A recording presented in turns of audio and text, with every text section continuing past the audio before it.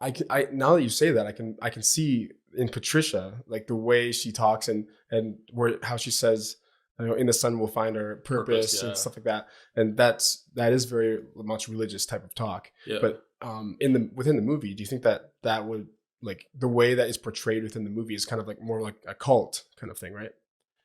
Yeah, and I think that reflects some like organized religions today too. And I think that there's always a fine line of what people call a cult and what people don't or Yeah. whatever. But I think it's really purposeful. I don't think there's any way because even the sun, we're talking about Yeah. we talk about them stepping into the light, and if in the sun you find your purpose, and if we say son as in like son of God in Jesus, right? And it's like, hey, we can find our purpose there. Swappin' Thoughts, a film podcast. Hello, everybody. This is Swappin' Thoughts. I'm Jorgen, and we are here with John today, and we're going to be discussing the movie Split. Kind of go like with a critique and with an analysis of the film. John, how are you doing today? I'm doing pretty good. Yeah. Awesome.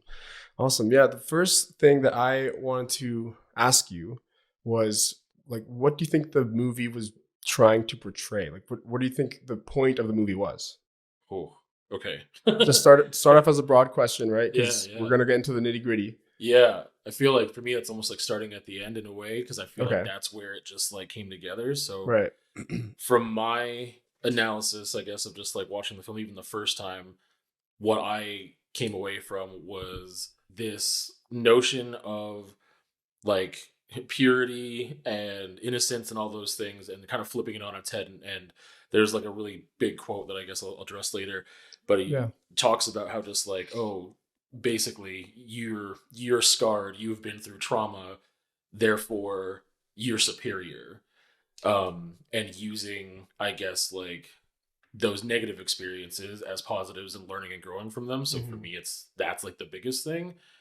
Um, and then I know that, I guess now I just know that like M. Night Shyamalan had a little, like that was part of it, but it's really interesting. Just like, I feel like from listening to him, what his purpose was, because like what I got out of it was some of what his one question was, but it's amazing just how like simple his question was in order to just like get to this whole movie. But that was the biggest thing for me. That was the biggest takeaway. I'm like, this movie is about like learning from trauma, learning from experiences and growth in that aspect rather than honoring innocence and purity and being sheltered. Right. Okay. And I like what you said there, because what I gathered from the ending as well, this was a quote. I might as well just share it now because it kind of ties in. Where, what's his name? So the Beast Yeah. is is about to attack the girl, and he says, "The broken are the more evolved," and that's when he realized that she has, like, all the cuts and stuff from self harm and things like that. Yeah. And he realized that she was just as broken as him, right? Yeah. And so that's why, and obviously that's why he doesn't attack her. Yeah. But I thought of that quote because, to me, the explicit meaning of what the movie is trying to portray is that very quote right there, is that the broken are the more evolved. And so maybe that's what the film is actually trying to say, in a sense, right? And so maybe that's why he said it at the very end. Yeah, I think like I'll share that bigger piece of it too, because it's like when he first like sees like just like the scars and stuff, and he just like stops and he's just like, rejoice, and he says, we are glorious, we will no longer be afraid, only through pain can you achieve your greatness.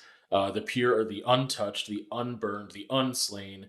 Those who have not been torn have no value in themselves. Yeah, that one line, the broken are the more evolved, that like it throughout the film so many times they reference it without those exact words. But even like Dr. Fletcher just talks about like her whole purpose in like doing all this work is because like she believes, and she separates herself too from like those people. Like she doesn't believe that she is one of those that's been through all this trauma and stuff, even though she empathizes so much that she wants to like learn and also get that message out there.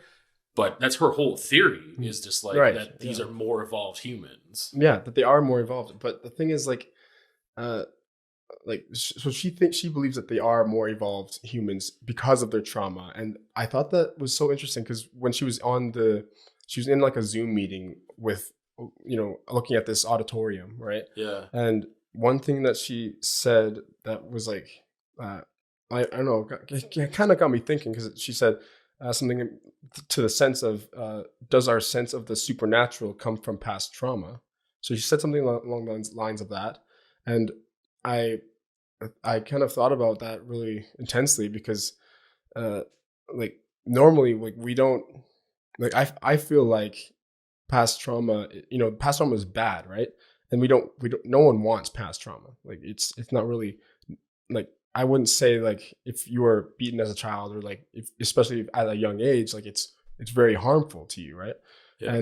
And so she's saying there's something supernatural about it. So it's like it's almost like from her point of view, it sounded to me in a way that she that it's good that they go through these trauma, right? Yeah. And I feel like sometimes in a sense that it can be to an extent, because obviously we grow from our mistakes, we grow from these trials that we have, but like there's got to be a limit to that, right? Yeah.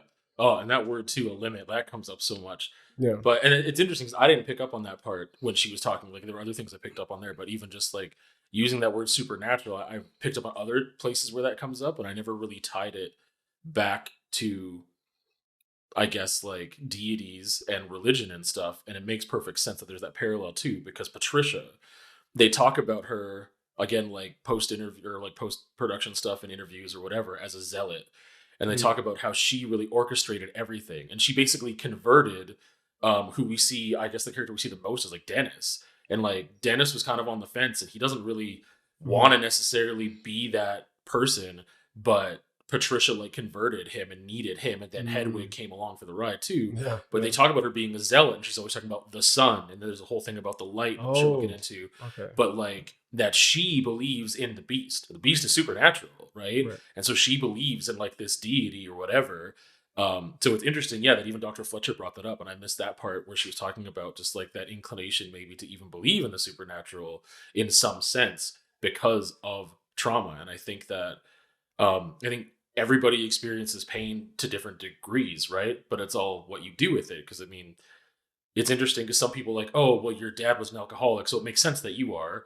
But it also makes sense if someone never touched a drink in their life because they have enough, I guess, critical thinking skills and everything else to say, that was really bad for me as a kid. I'm not going to do that. So you're not right? Gonna, yeah. Exactly. So, and there's everything in between too, right? Yeah. Like it's such a spectrum in between that some people just go to this extreme or some people go to this extreme. Oh, yeah. Right. And so for that supernatural thing, or even just like talking about organized religion or not, or spirituality or anything, that sometimes through those traumas, I think people end up like, and just with my own experiences with people and stuff and family, can end up leaning on something as a crutch, right?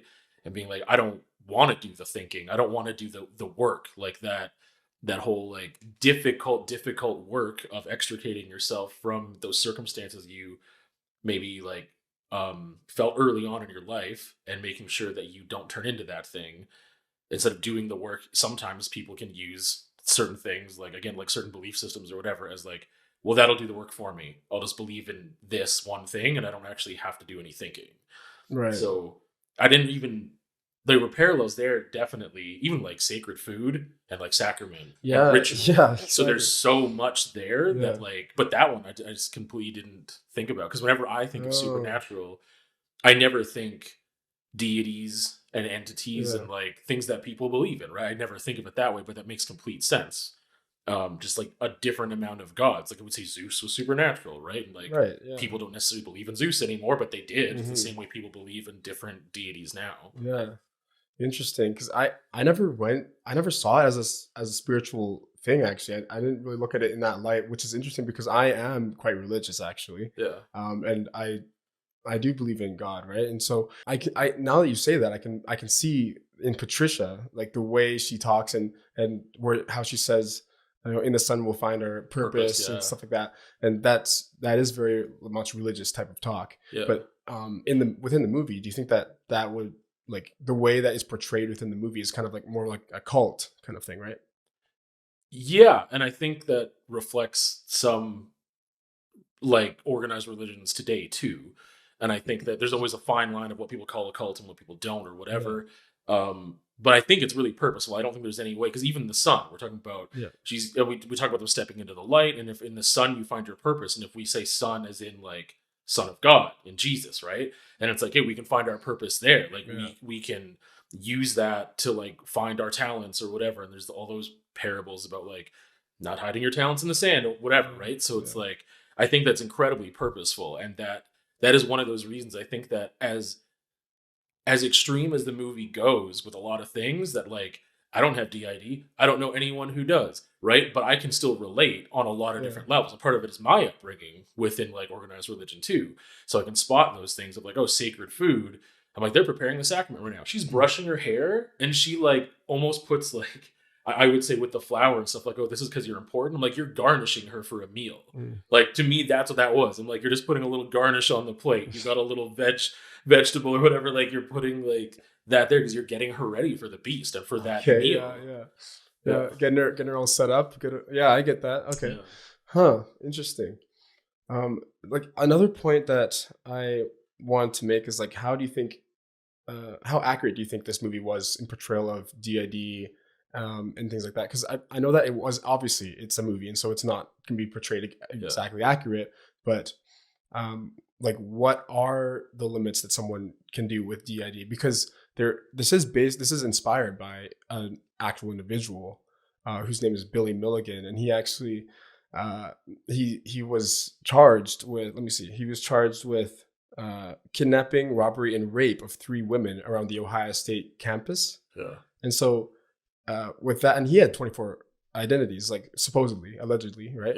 And so, but he never like turned into a beast or like, had, got really muscular or anything, but with these different identities, he did do various different crimes with these identities. And so, I'm wondering how crazy it can actually get, Yeah, I think, and that's one of those things I never looked into, and they never referenced it, like they being like some of the actors or M. Night Shyamalan never mentioned, I took this real life thing and built on it. So, and I never did any research with like, what are they using as references? They obviously have to put some research in, but it's interesting because he had said that, and I think he does this with a lot of his movies, so it makes sense he does it with this one too, but is there a plausible reason to believe in the unknown? So he's trying to give you enough reality, but ask one more question. So he talks about how like he's taking something psychological or physiological and scientifically proven. So some of those things where they talk about like, okay, like this person needs insulin, this identity needs insulin, right? Another one doesn't. And they're just like, that's legit. He's like, that's science, that's happened, we've proven that, like that's a thing. And he says, so he's taking those and just taking it one step further. And so he said there were 3 steps of this that were like proven things. And he's just asking one more question. And his question is, what if these personalities believed one was supernatural?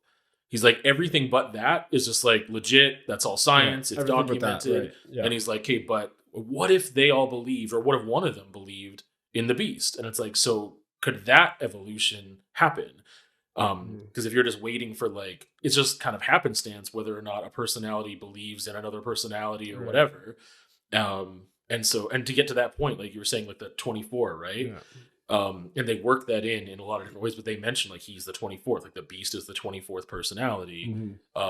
Even in the credits, the background has 24 credits. Like, and then there's just the one on top. So a lot of symbolism there. Yeah. So I think that I'm assuming that they did a lot of research because they didn't want to be like criticized for like, oh, you're not portraying this the right way. I mean, there's always artistic license and stuff too, for sure. But I do think that they represented as much as they could and then asked that one question to go further. And it's it is a film. They're using creative license and they're saying, what if this? And so, and that's the thing for me, it was amazing to like hear him say that, because I was like, oh, it's that simple for you. Just one question, just like give someone a plausible reason to believe in the unknown. For me, that's the happening. That's like so many things. Like Sixth Sense could be that, like, but Unbreakable too, of like a superhero movie. And it's like, well, what is a superhero? And it's like, this guy just doesn't get wrecked as easy. Like he heals faster, like, but very minimally, like very slightly, like he's stronger, but barely. Right? And so that's just like, well, let's just push it just a little bit and be like, what if that's a superhero? It's not about like you're born on a different planet like Superman and whatever. And he has a weakness. It's like water, but it's not the same as like kryptonite. And he's just like, what if we can make that as close to realistic as possible? and to see if like, can you believe in that? Well, then maybe you can believe in this, and then this, and then this. Right. And so I think he approaches a lot of his films like that, but especially this and Unbreakable as well. Just kind of this whole concept of superhuman, right? And that's the thing with the evolution too. It's like, okay, well, if we're talking about how people have evolved certain skills or abilities, or even just not even over like time, or not over extensive time, but even just as a person, like, okay, I'm taking my experiences and I am learning from them. Well, learning is just evolution, right? Like, or if you think about creating good habits for yourself and exercising and stuff, and then you create new neural pathways, you're evolving, you are changing, right? Yeah. So even short term, like that's a thing that's happening. Yeah. Okay. Interesting. And while we're on that Unbreakable kind of line there, what did you think of Mr. Glass as well? Because he's portrayed as a super villain, I suppose, but because he's really smart, right? And so he's kind of like a Lex Luthor kind of vibe-ish, but what makes him a super villain in that story, because he has brittle bones, right? And so like what makes him like the right portrayal of a supervillain for that movie? I think it's interesting just because like they used, and this is like 13 years apart too, that I think they did him. Yeah. But he was using this kind of trope of like, everyone always makes fun of like Batman of being like, okay, the villains are just crazy. Like they're just insane or whatever. Like they don't actually have any abilities or anything, but neither does Batman. So like, but it's just intelligence, right? And skill and all that kind of stuff. And so I think that was really easy to swallow, because anyone who's ever been exposed to superheroes is like, okay, there are some villains that don't have any like powers necessarily. It's just them using their mind and they're devious and whatever. So I think for him, it was just maybe like that intelligence factor just with this will. But I also found him an incredibly interesting character because he was not one dimensional. He wasn't a wooden character. I empathize. Like I feel sorry for him sometimes because his whole thing was just to be like, I'm real. And the only reason the only way I believe I'm real is if you exist. Yeah. Right. And so this whole purpose, like he wasn't causing like train crashes and everything in order to just like cause mayhem and then kill people. It was like, I want to find this guy.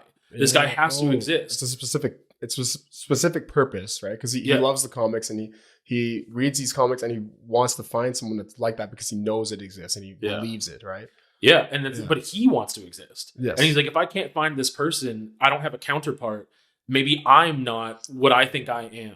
And so I have to find that person. So it's just like this thing of just, I want to validate myself. Like, am I real? Like, am I a person of, I don't even know, of value, or just like, I'm different and I know I'm different, but someone else has to be different too. I can't be alone. And that theme even runs in Split, like loneliness. They talk about it so much. Oh, yeah. And that loneliness too, that brings me back to in Split with the main character. So Casey is portrayed as someone who is broken, but she gets mixed up in this kind of situation with these girls that are supposedly allegedly perfect, right? Yeah. And you see these flashbacks of her with her uncle and with her dad and with the gun and stuff. Haunting, But it's interesting. This is actually really good storytelling, or even just cinematic portrayal, is because so like it doesn't actually say that she was molested. It doesn't actually say that things happened between her and her uncle. Yeah. It never says that. It just portrays things in a certain way that makes you think that. Right. And so I think it's pretty obvious when he like takes his shirt off and he's like, let's play animals, and calls her Casey Bear. That's a whole other animal thing we'll get into. But but what I mean is like it's fairly obvious, but it's never said, right? And so like I think that's a very good portrayal in movies, is when you can say something without actually saying it. Which is really good. Like when I first saw that scene, like in the morning when he like wakes her up, kind of, it's like, hey, let's go and play. And he's like, I'll tell your dad you're not being nice. That's already a creepy thing to say. You know? And that's the thing too, is like when you talk about her getting mixed up in this thing, right? She wasn't supposed to be there. She wasn't supposed to be at that party. Like that, I don't remember the name of the two girls, but the blonde one, right? It's her birthday party, and it's like, oh, she's gonna get a car and all this stuff, and you kind of know that, they lead a different life than Casey did, and they just talk, like the dad comes and they're kind of discussing why they invited her to the party, and you just can't leave just one person out or whatever. but she wasn't supposed to be there, and she wasn't supposed to be in the car getting a ride home, and she didn't want her. She's like, I'll just take the bus. Like, don't worry about it. And they discuss, I don't remember which character it was, because it wasn't Dennis, but they talk about how they scouted, or maybe it was Hedwig, talking about how Dennis scouted those two girls for 4 days to make sure that they were like the pure and whatever, or the impure in this aspect, that they would be like worthy of being the meal. Well, Casey wasn't a part of that. Yeah. She just happened to be in the car. Yeah. And so there's this other thing of like, even when they're in kind of like the basement and they're like captured and whatever, the one girl says, why are you pretending you're not one of us? Because she's not. Yeah, she's not one of you. She's had this trauma and she has learned things, and she's way more aware of the world than you are. You haven't had to deal with the stuff she's dealt with. She isn't one of you. That's why. Right? And again, there's that whole division of like being part of a group, whether it be the horde or a herd, because they talk about like the lions, the tigers and stuff a lot. Yeah. And then just that loneliness, which also, again, like having like the multiple personalities, you're not alone. And that's what Dr. Fletcher says at one point. I think that was in the extras, but she really explicitly says, rather than the implication, and that's why I think they cut some of that stuff out, because like, let's just have it implied. But she directly says to a different doctor, they cut that whole character out of the movie, Shaw, but like, she says like, I envy them because they aren't alone. And like, she is alone. So, I mean, there's that running through, but yeah, Casey is not one of those girls. She wasn't supposed to be there. And I think there's this interesting thing that happens where even when Dennis like gets into the car, and it takes forever for the camera to like pan to see him. Yeah, it's perfect. It is, and it builds that tension. But Casey like sees in the mirror, like, oh, the groceries and stuff or whatever. There's bags, the presents are on the ground. Yeah. Something's wrong. I know something's wrong, but she doesn't leave. And it's this really interesting thing with her where like she knows something's wrong. She doesn't have to look to make sure that's a different dude, but she still didn't leave. But Dennis doesn't spray her until she tries to leave. Yeah. And I always wondered exactly why, because I'm like, is that because you just don't want to use force unless you have to and you thought she would comply? Or is it because even you as Dennis recognize there's something in her? So even though he didn't know for sure, like, oh, you're not sacred food, like you've got scars, you've been through stuff, he still like, there must be like a little bit of recognition to be like, you're familiar. I don't feel like you are going to run or you're an enemy or that I have to do this. And then she tries the handle and then he sprays her or whatever. Right.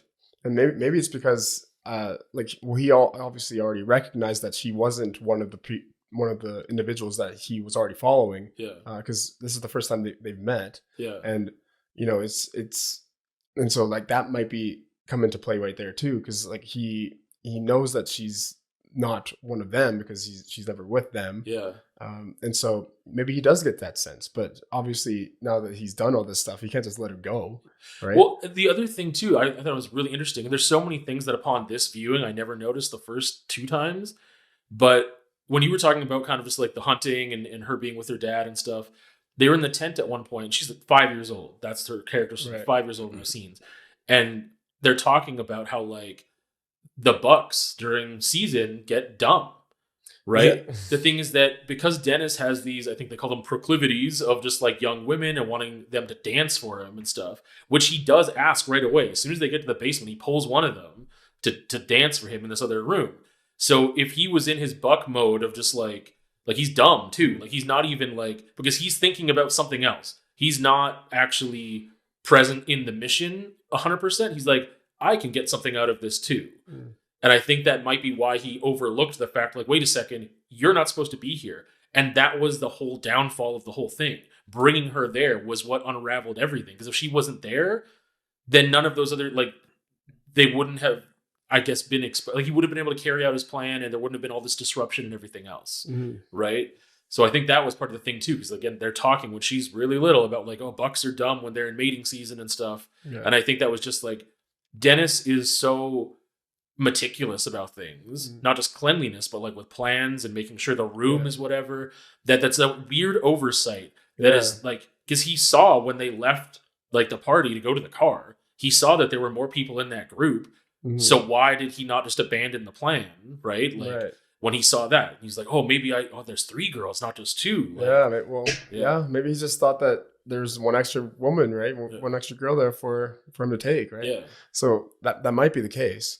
And I think that these personalities that they all have these different quirks, right? Like one is into fashion, one likes everything really clean, one has insulin, right?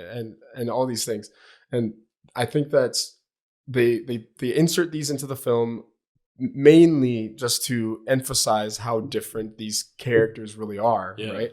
And stuff like that. One thing that I found interesting as well was how Patricia, or just any of the other girls that is in this body, right? They don't wear wigs, right? So like he has a bald head, right? Yeah. And that's on purpose, I feel like. But I found it interesting that he didn't go full on woman and just like put on a wig or something like that, right? Yeah. Because I feel like if you were fully committing to be like a woman, right, you would want to wear a wig or something. And so what I think is that that happened because since these other identities are inside of this person, like he's still in there, and they're not trying to portray, the full extent of what a woman is. They're just the clothes just are supposed to represent the other characters, right? Yeah. Well, it's not like he goes and puts on makeup and everything every time. Like, it's also just impractical that if he's switching personalities that fast, or someone's taking the light, or they're giving someone else the light. And I think, like the shaved head works with everything. Because even with Patricia, it's like, well, Sinead O'Connor, like I think of that. I just think of like, there's other like women that are very strong. And she's also like this zealot, right? And it's like, okay, well, if there's certain religious movements or whatever, we think of like Tibetan monks, or even the way she dresses, she's like kind of just like trying to just be very like, she's not dressing like in black heels and like a little cocktail dress, you know what I mean? Like, even though she is being very feminine, it's still more like whole cloth, spiritual, almost like not hippie, but like really back again. Like I think of like Tibetan monks. I think that kind of vibe. And she's so calm, and again talking about finding the purpose in the sun. So I think even the hair, it fit with every single character. So I don't think they needed to do that, because that would have just been one more thing to change every time. And sometimes those personality changes happen like when real quick. And they're not even planning it. And then it's like, no, someone else needs to take over right now. That's I guess it's also just James McAvoy has that much power as an actor. It's like, we don't need the hair. I'm a woman right now, and you're gonna believe it.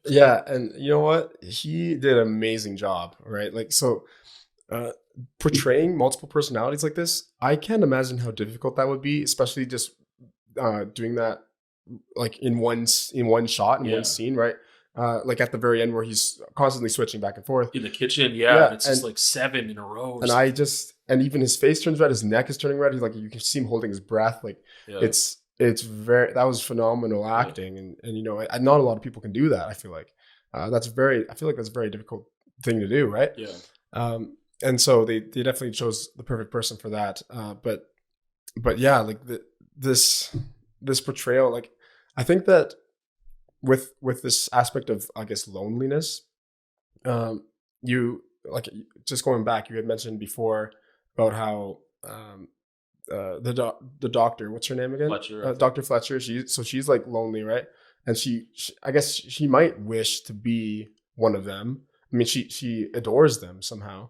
She might wish to be one of them, and she's always alone. And one of the characters in Kevin's body mentions, like while they're in the session, I think it was Dennis or something, he mentions that like, why are you always alone? Like, why are you alone here all the time? Like, don't you get lonely? Don't you want someone here? I think it was when she still thought it was Barry, because Barry was when she thought it was Barry. It was a session, it was always Dennis.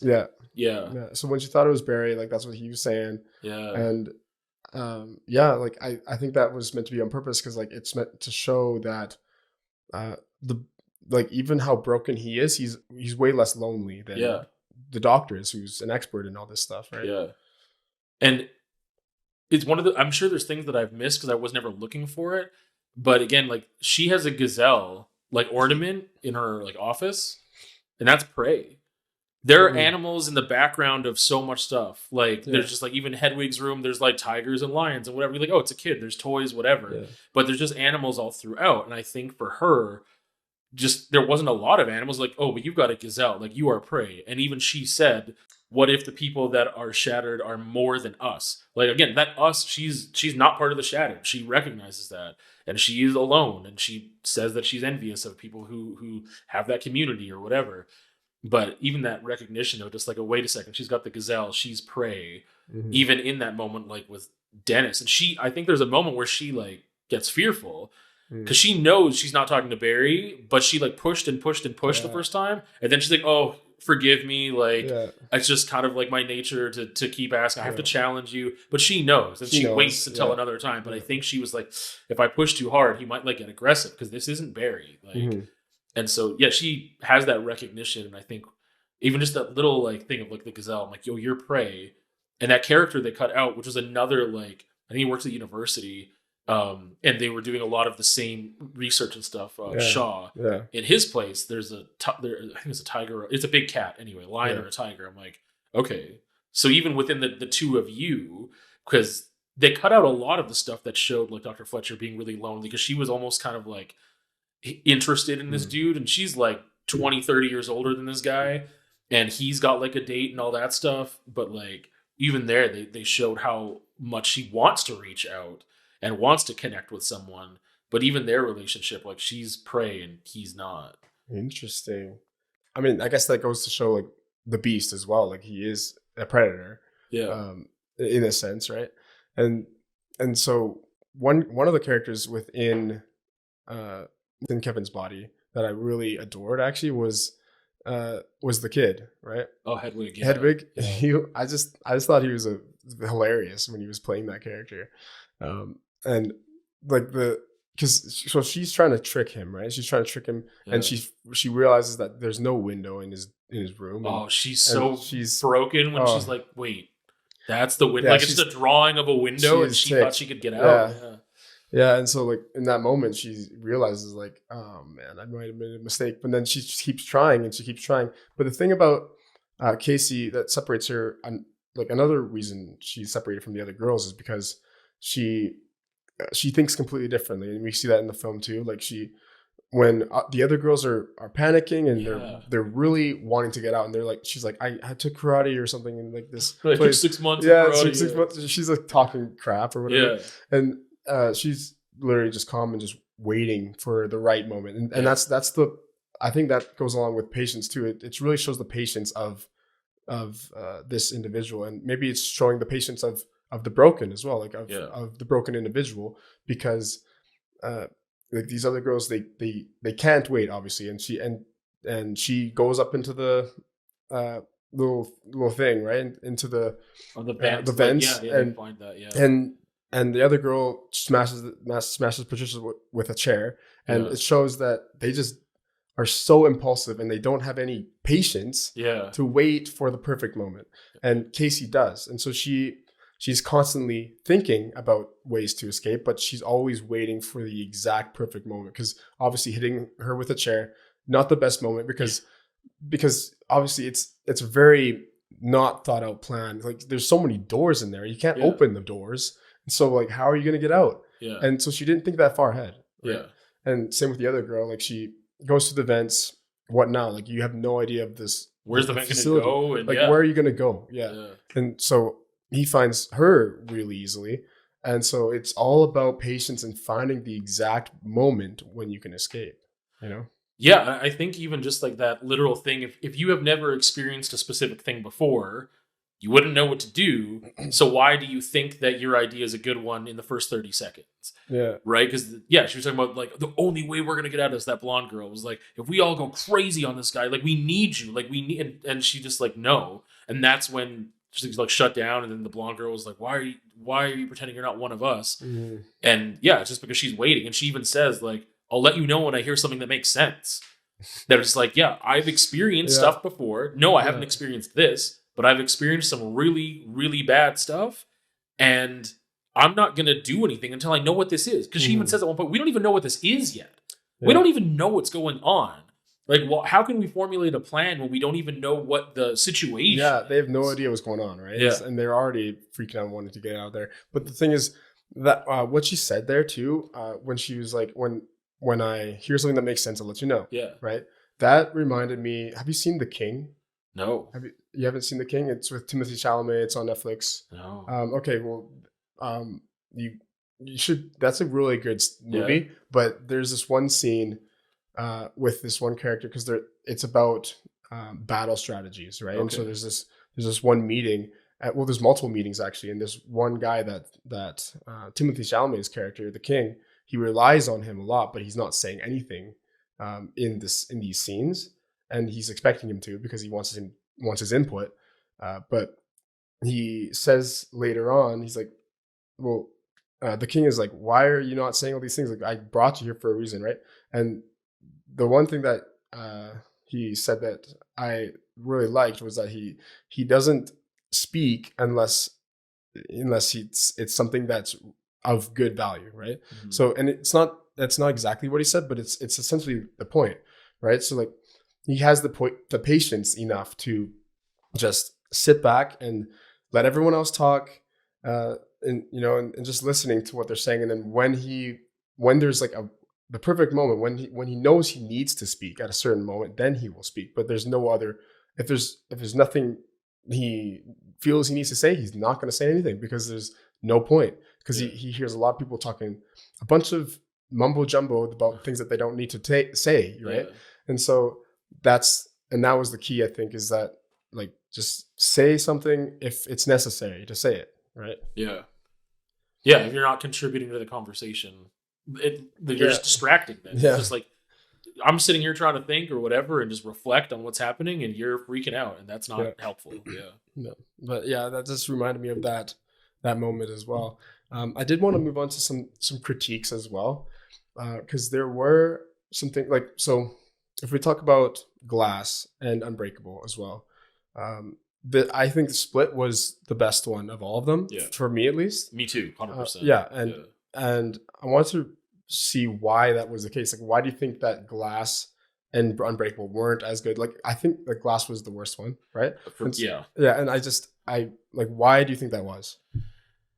I think so. Again, like between Unbreakable and Split, there's a massive gap, but there's not as big of a gap between Split and Glass.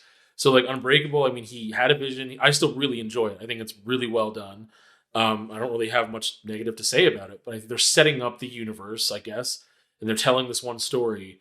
I don't know if he intended, judging from what he said too, I don't know if he intended to continue that story.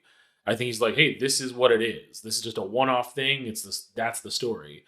And he himself, he talked about how, like, he had a family. He took a break from certain kind of movies. He was really focused on like telling different stories. And if you think about The Happening, there's a lot of like family structure stuff happening there or whatever. Mm-hmm. So I think that because he talked about being like very male-centric too in a lot of earlier stuff, including Unbreakable. So then he takes all this time off, and then he kind of like, spends time with family, his own family, doing his stuff. And then he kind of returns to just like maybe wanting to do more of that work he was doing before with Unbreakable. He says, I think it's time to pick this up again.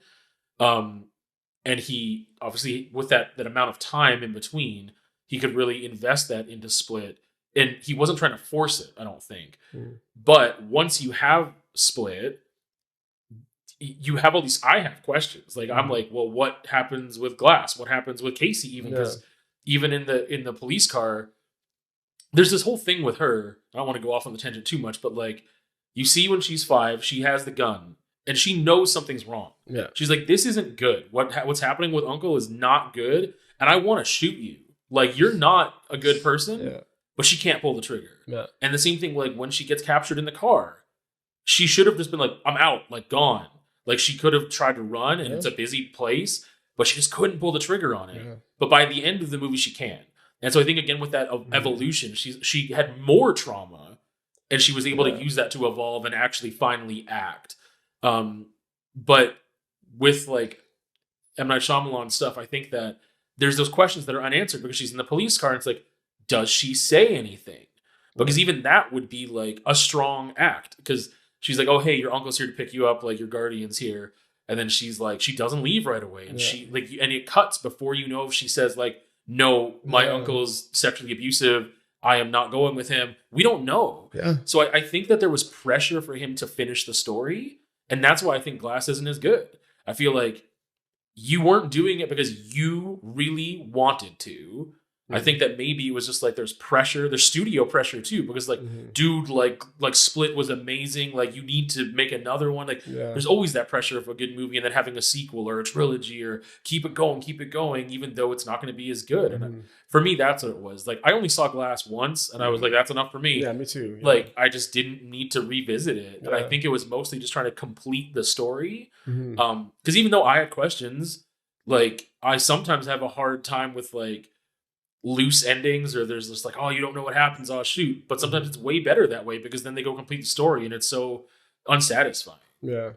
And with that too, like, I think that Split is just a completely different animal from the other two films. Yeah. And the reason being is because it's a lot more psychological, and it feels a lot more just, it feels like it's a more of, just a lot more analytical. It's just a very different type of film. Like, with these other two, it's more like heroes and villains, right? But this one, it's like, it's more like a crime. Like, a crime has been committed. He's attacked these women, and he's holding them hostage and waiting for the beast to come, right? And it's more of like it's not an investigation, because no one's really looking for them, like, that we know of, that we see, but it is a lot more psychological than the other films, and that's what sets it apart from those two, because it doesn't feel like a superhero movie. It doesn't feel like a villain movie or anything, to me at least. No, right? And I agree, and I think it's way more layers. Like, I could say, like, again, I really enjoyed Unbreakable, but it's still through the lens of like that question of like, what if like this is kind of a plausible superhero and a supervillain? Like, okay, but it is still that lens of like, we're talking about like, they're talking about comic books and like their interest in that, and so it's like, okay, but yeah, Split is like, it continues that question, but then evolves that question, and then there's like 24 layers, if I want to use that number, whereas like Unbreakable, I maybe had like 3 or 4 layers, and this is like, no, there's this question we're asking, this one too, and that one, and this, and then you've got kind of like, it's a psychological thriller, or like you mentioned, there's like a crime, but it's not like a regular like whodunit type movie, or like there's an investigation, there's no courtroom drama, none of that's happening, because we're looking at it through the eyes of the person who committed the crime, right? Essentially, right? Like, he's the main character, and so it isn't like an investigation, because we already know who did it, right? And so that's what makes it makes it a lot different. But one thing that just a little critique on Glass as well, because there were some things about Glass that obviously weren't the greatest, and I think some of them was, or at least one of them was, that Bruce Willis's character, I can't remember his name. I can't hear. But Bruce Willis's character, he drowns in a puddle on the ground. He drowns on a puddle, right? Yeah. And a lot of people were like, that's a weird way to go, like at least drown in a lake or something. Yeah. It just felt very anticlimactic for a lot of people. Yeah. So like, what do you think about that? Honestly, like, Glass left such a little impact on me, I hardly remember it. Yeah. And that, to me, that's the biggest fault. Like, I can't even pinpoint why anymore. Like, as soon as I finished the movie, like, because I think I watched it right after it came out. So however many years ago, 4 or 5 at least, if not longer. And I was like, I just have no desire to watch it again. And it's just like, I don't remember all the particulars. But the thing, if I use that example and go back to Unbreakable, like, he's in like the pool, and there's like the rain's coming down, and it's got like the pool cover, and like that's dangerous for anybody. He still somehow gets out of it. There's way more struggle there. True. So to go from like, yes, this is his weakness, but he accepts help, like someone ends up getting him out, but like, he didn't just die right there, and that was a way more dangerous situation, right? Than like the end of Glass or whatever for him. That's what I'm saying. Like even a regular person just falling into something like that, and it just gets wrapped up in you. You totally just drown, right? Yeah. And so like for me, like I definitely agree with that. And then with the puddle thing, I mean, I guess they didn't film it near any other water, so it was just like it just felt kind of weird, because like his weakness is water, but he like but he's not strong enough to like pull himself out of the water or something. Like it's literally like kryptonite basically, because he can't, like, the moment he touches it, it's like he's weak or something. But but that did feel a bit weak and inconsistent with the first one. So I can't remember the details of Glass like at all. But that would probably be a reason why I wasn't enjoying it either, because I'm like, that's weak writing. Like, it wasn't, again, I don't feel like the passion was there to tell the story. And you talked about how amazing the storytelling is in Split. Yeah. And I think, because we've got layers, we've got things we can relate to. And I mean, Unbreakable, people can relate in a way too, because it's not super supernatural, whatever. Like, you can relate to this kind of everyman, he's struggling with his family, whatever. But like Glass is like, we're just focusing on wrapping up the superhero kind of story and all these different pieces and resolving it and finishing the story. I guess that's what it is. We're not telling the story anymore. We're finishing the story. And I think that if you go into any type of, like, whether it be writing an album or filming a movie or whatever, if that is your intention going in, it's not process based anymore. And so I think that it suffers. Like, the art just will suffer if you're not process based. If you're not process based. Yeah. What do you mean? What do you mean by process based? If you are looking for an outcome.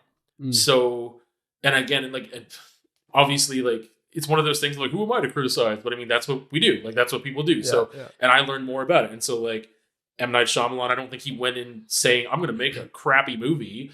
But I do think that there were probably pressures from the studio, whatever. It was like financial, it was whatever. And I think that process-based for him, I think would have been, I'm exploring an idea. Right? I'm going to ask this question. And I want to find out, how do I do that unless I make this film? So for me, like, as an artist too, like, I talk about external processing. So by talking out loud, like, I learn a lot, especially talking with other people because they have input as well. But also just like, if I just keep it all in here, I don't learn much. Like, I need to do art, I need to write, I need to talk. And so I'm figuring out the answers to questions by the process of it. And so, like, if I'm doing a painting, like, for me, especially because a lot of it's abstract, I'm not thinking about the end result. I have no idea what it's going to look like. I'm just expressing what I am in the moment, or like trying to resolve something. When we like resolve my own emotions or something, I don't know how long it's going to take. I don't know what colors I'm going to use. I have no idea. Versus, like, I really want to paint a portrait of this dog. Or that's outcome focused, not process focused. Generally, it's like it needs to look like the photo. And I think that art in general suffers when you have a very specific outcome, unless the outcome is exploring something. So again, what he said, like, I wanted to ask this question. That's the process. Is like, I'm using the film in order to figure out this question and everything surrounding it. And I don't know where I'm going to end up necessarily.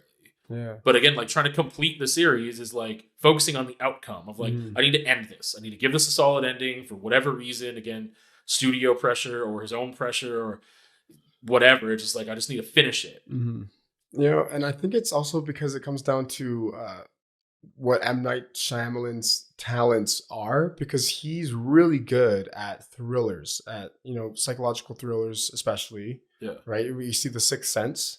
And that's definitely one of his better films, one of his best films, actually.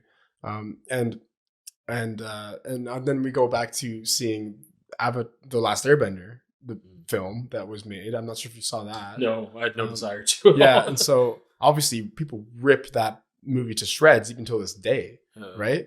And it shows me that, like, I don't know why, but he's really good at thrillers. He's really good at psychological thrillers. The one things he's not the greatest at is like hero villain type movies. Yeah. And even though Unbreakable Unbreakable was pretty decent, I think.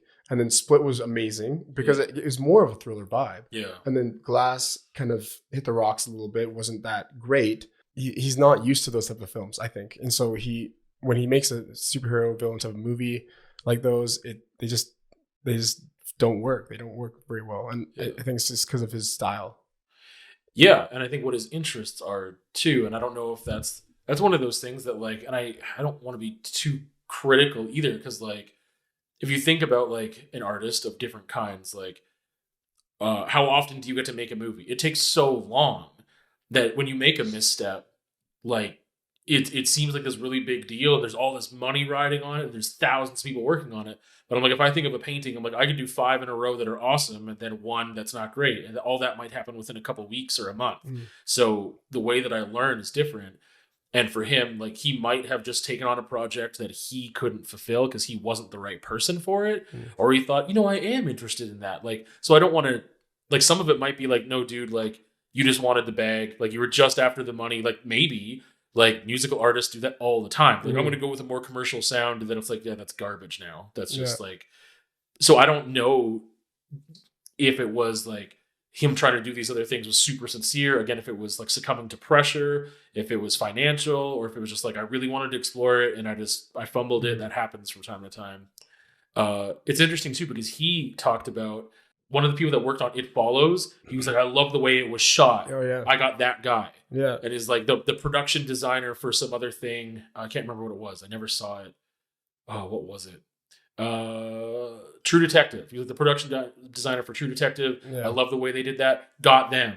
So he talked about, and obviously James McAvoy and all, like he talked about like 90% of directing is casting. And he was just like, so even him, like, if you think about him being at the top or whatever of this chain, he knows to get the right people, but maybe he wasn't the right person for some of these other projects, and he just didn't realize it. Like, I'm not the right person to tell that story, whether because he's not really interested or, and that's the other thing too.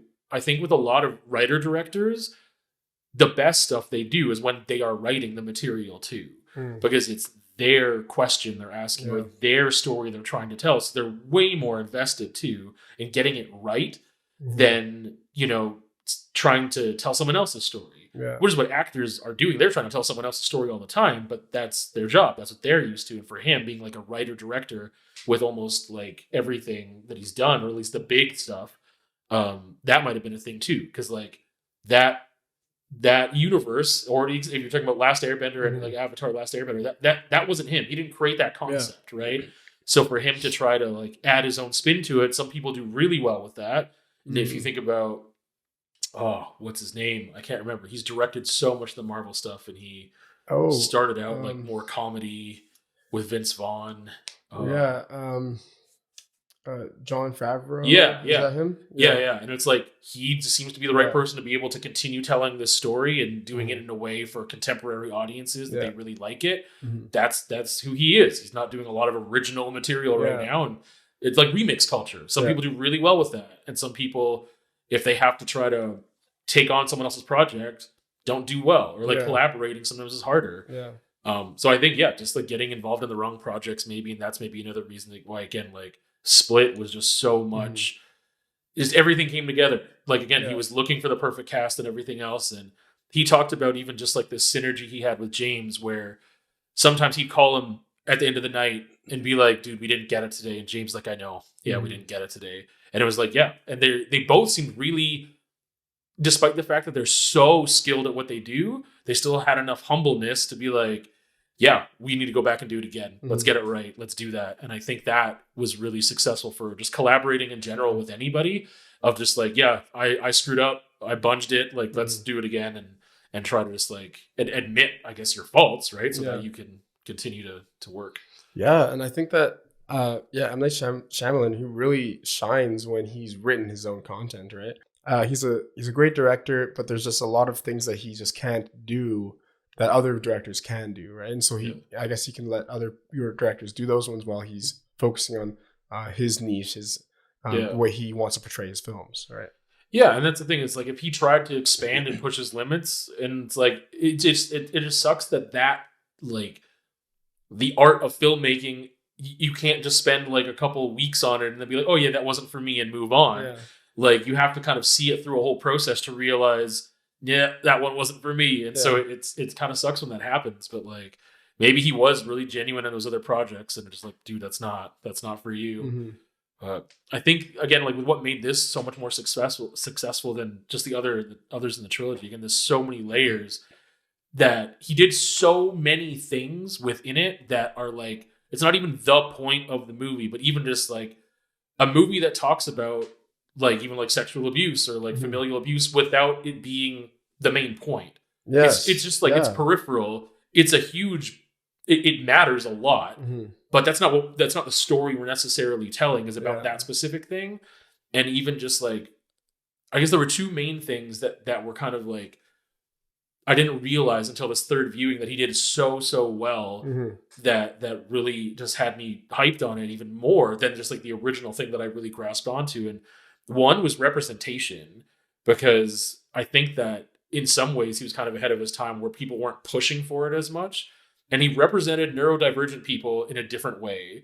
Because even though you could say like, oh, Kevin, a lot of his personalities are villains or whatever, and he's doing bad stuff, but one is giving a lot of truth to those really complex diagnoses and stuff, and being like, hey, but that person isn't this person, right? Like, it's not just like, because people, you see that all the time in like crime dramas and stuff of like, oh, they're just using the insane plea, like, and it's like, no, but some people have like legitimate conditions. They don't know what's happening at all. And I so think even just giving like, which is what I think he did so well with Glass as the character, not in the movie, but in Unbreakable, of like, we can somehow empathize with this dude, even though he's a bad dude. He's doing some gnarly stuff that we don't like. We're not going to kill thousands of people trying to figure this out. But there is that thing of like, but I can connect with him still. And having that struggle of like, I'm connecting is major, even with someone who's like really extreme on that spectrum of neurodivergence, right? With a D.I.D thing, it's not very common. This is the extreme end of it. And we could still find things that we relate to. And that is just, I think, a really good representation of that in a film. Not just like, yeah, this dude's bad. And then you're starting to associate, just people with that diagnosis, they're just horrible people. I think it gives nuance.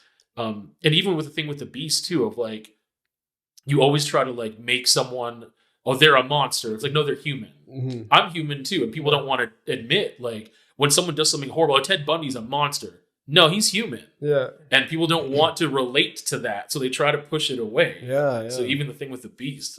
But I also think he did a really good job of representing like a strong female, like this young woman who, like, even though she's a victim. And again, there's just, you see that change. And I think it's very realistic of like from 5 to 16 or whatever, she still can't seem to pull the trigger and get out of that scenario with the uncle, right?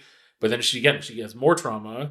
And then I would like to believe, again, in the police car, that she's like, no, I'm not going. Like, I think that's, and that in itself can be an act of strength. Like, it doesn't have to be this really bananas thing. She goes and like, shoots him and kills him. And then we're all like, yeah, you did it. Like, no, it could be just much more realistic of like, no, I need to tell somebody my story. Right. And so I think that was one major thing that he did so well with this movie. That's not even what it's really about, but he used this as a vehicle for representation of like marginalized people or vulnerable people.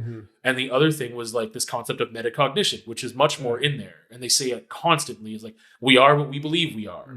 And like what like Patricia's talking about the Horde, like, we are what we believe we are, and we will be this thing. We will evolve into that.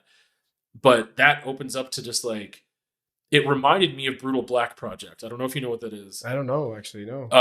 So it's basically, it used to be two guys, Cam and Valerio. It's a tattoo thing. Okay. So what they would do is they would like do blackout tattoos, really aggressive, like just try to black out a whole area as quickly as possible. And sometimes you have 2 or 3 people tattooing somebody.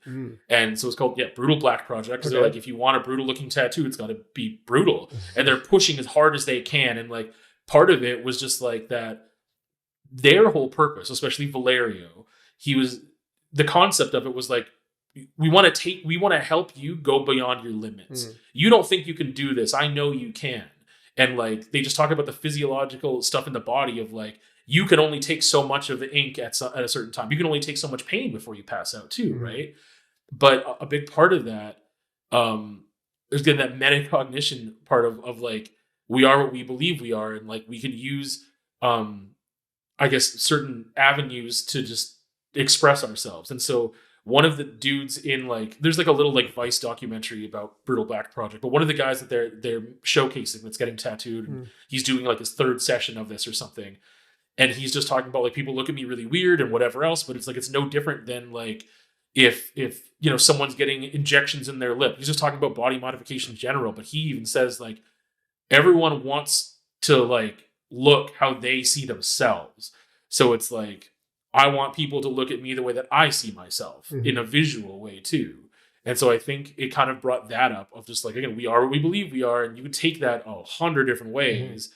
But even part of it is just like, when you brought up like the clothes and everything else, and the costume changes for those characters. And it's like, well, Kevin or all those different characters are dressing in the way they want others to see them.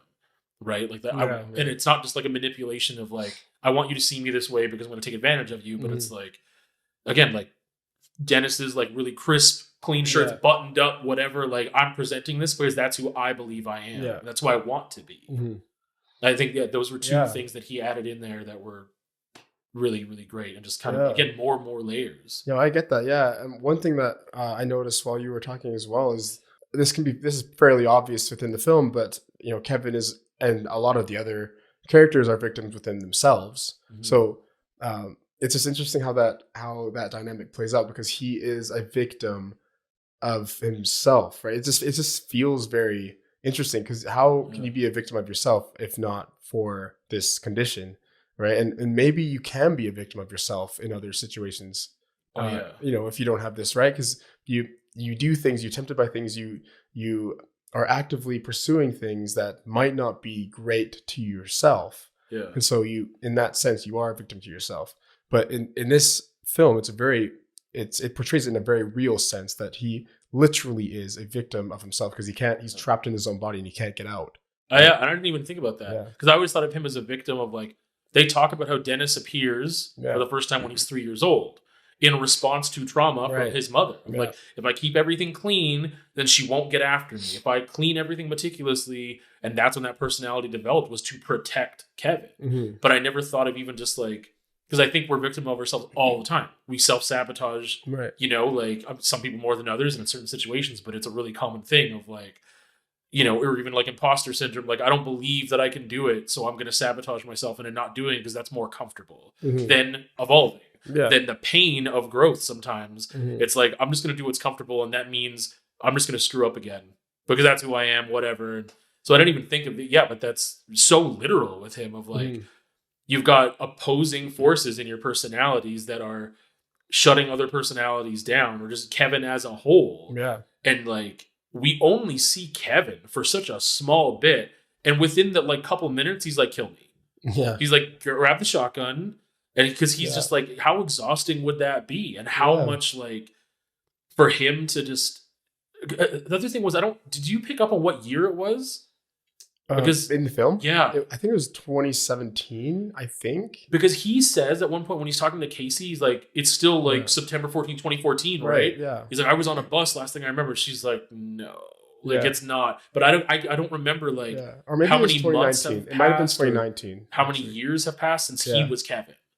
Like, I just have no idea. And for him to be just like, he knows that stuff. He knows that other personalities exist and they do bad stuff. Because like, he's like, what did I do? Like, what happened? Like, I don't know anything. Like, and it just really quickly, he doesn't even know what happened. He's still just like, get the shotgun, just kill me. Like, you have to. Like, because I guess at that point he's essentially afraid of himself, right? Like afraid of what he can do. And so if he's that afraid of himself that he wants to kill himself, I mean, that's pretty bad, right? And I don't think it's even a fear of the consequences, because he doesn't even know what happened. So I don't think he's like fearing going to jail. I think he's like, I know that there is evil that exists in me, and I don't want to let that harm anyone else. And I think he's like really, if you want to use the word pure, in that moment, his intentions are so like, it's not about, because some people just like, if they have to face their own consequences, like, I'm not doing it. Like going back to Shawshank, the warden's like, nope, I'm not dealing with the consequences. I'm out. And I don't think that was it for Kevin. I think he was like, because he does see Dr. Fletcher and he's like, who did that? It's like, you did. And he's like, okay, go, let's end this. Right. Like, I don't want this to continue anymore. And that reminded me of something else. So the thing about evil, if he knows evil exists within him, and within everyone, there's like a spectrum. Like we talked about the monster thing. We don't want to admit that person's human, because we are too. And that could be something we could do. Who knows? There's a moment where Dr. Fletcher talks to Dennis and says, you are not evil, you are necessary. And she talks so much about what you're doing is protection, and you are a necessary development. And to me, that brought up this other thing, intentional or not, in the writing. It echoed like Friedrich Nietzsche of saying like, those who are good are too weak to be evil. And because so much of this like has to do with just like strength, right? And like character, and just like protection of the weaker ones. And so that like these, like Patricia ends up taking the light, and she is like really, really not good. And she's orchestrating all this other stuff and creating or believing in this other persona of the beast, who is even more evil or more necessary. But in that world for him, he needs something more evil in order to protect the innocent ones within him. Right. He's like, you don't have strong enough character to protect yourself. Mm-hmm. Like Hedwig's a child or whatever else. Like all these other personalities are not strong enough. So even there's like this question of like, what does it take to be a strong enough person for the situation? Does that mean being evil, or just how people like aggressive or assertive or whatever, right? Like I think it brings up kind of that question a bit too of like, okay, like you're not evil, you're necessary. I'm like, okay, what does that mean? Yeah, what does that mean? Yeah, exactly. I mean, because when he says that he's necessary, like I feel like it's not. I mean, to himself, it's necessary, but it might not be necessary. Like it might not actually be necessary. It's just necessary to how he thinks. How like from his point of view, it's necessary. Yeah. Right.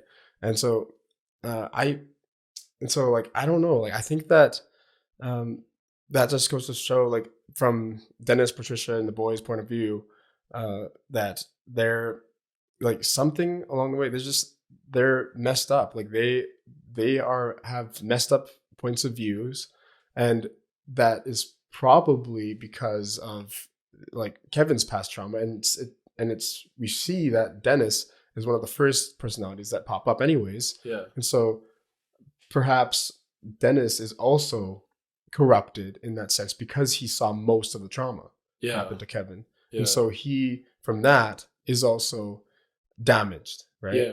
Well, it's easy to sway him because like he was kind of on the fence. It seems there's times where he likes Dr. Fletcher too. And we don't know what Patricia would have done necessarily with her or whatever. But it's like, yeah, it seems like the majority of the personalities are like good.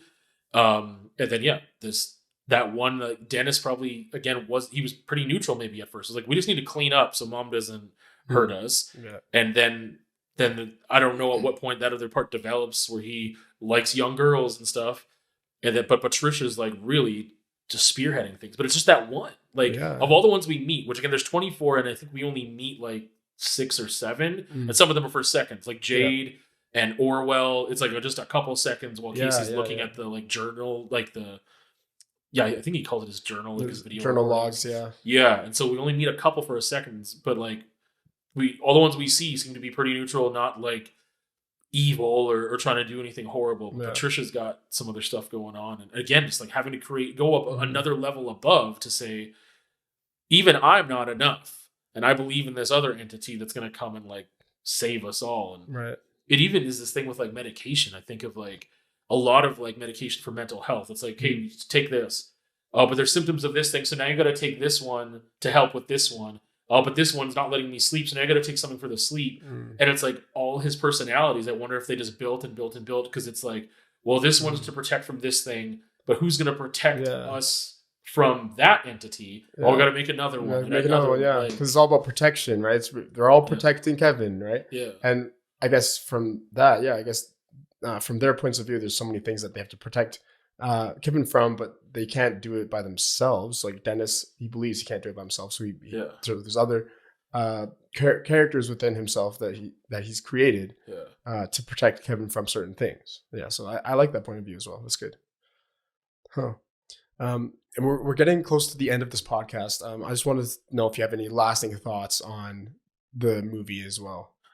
I guess, some quotes that I pulled that I just didn't get to, but like Dennis says, we don't represent our mistakes, but our potential. And again, without the context of the movie, you're just like, oh, this is like a growth mindset. Like, that's really nice. Right. And then I still think within the context of the movie, like it's there. And again, it's one of the things that I latched onto right away with that speech at the end that the Beast gives and just being like, oh, you're damaged. That's a good thing. But he goes as far to say they will never reach their potential. They don't matter. And I think it's like this really hard line in the sand that gets made by certain personalities of being like, these people don't matter. And then it just talks about like, what lives do we value and which ones do we not? And I think it opens up this question. I don't think they ever resolve it, even though that character very specifically has thoughts about it. Yeah, and that goes back to the thing, we are what we believe we are and all that stuff. I think that was most of it. Again, the animal, there's so much going on that like even on another watching, I'd probably get more, because I think of Drive. Have you seen Drive? Drive. It sounds so familiar, but I don't. I don't know if I've seen it. Oh man, what's his name? I just lost it. Yeah. He just played Ken in Barbie, and I can't think of his name. Oh, Ryan Gosling. Yeah. Yeah. Well, there's this whole thing with like the scorpion and the frog, and just that fable.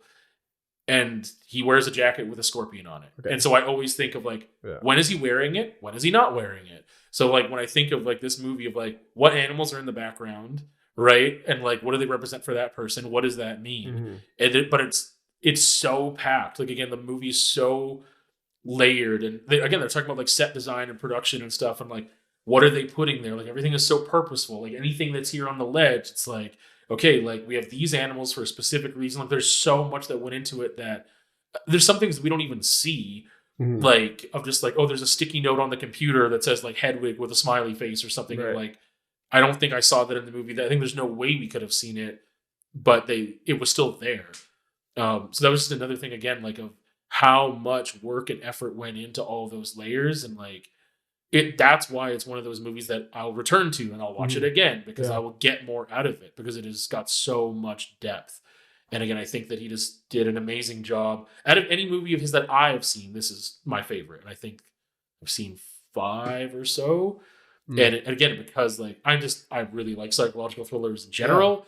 Yeah. And I learned more about myself by watching this movie again that I just didn't even realize, with just things like anxiety of like, why am I so comfortable watching this movie when other people might be like, oh, I'm stressed? And it's like, my anxiety has a purpose because like this movie would make someone stressed. And normally if I'm stressed without any stimulation of a real reason to be stressed, that ends up not feeling good. And I feel the anxiety, but here I don't feel it because it actually has a purpose. Yeah. So, and that's another thing. That's my favorite kind of like, whether it be music or film or anything, like my favorite art is something I can learn from. So again, M. Night Shyamalan, despite other stuff or other missteps with glass and stuff, like I think this thing, he just knocked it out of the park and everything came together. It was phenomenal. Yeah, that's perfect. I love what you said there. That's a perfect way to end this off. Thank you guys for watching. Please leave a like and subscribe. Is there anything else you'd like to say to the viewers, or just anything? No, it was a lot of fun, man. Thanks for having me. Perfect. Awesome. Well, yeah, thank you for coming on, and we'll see you guys in the next video. Bye.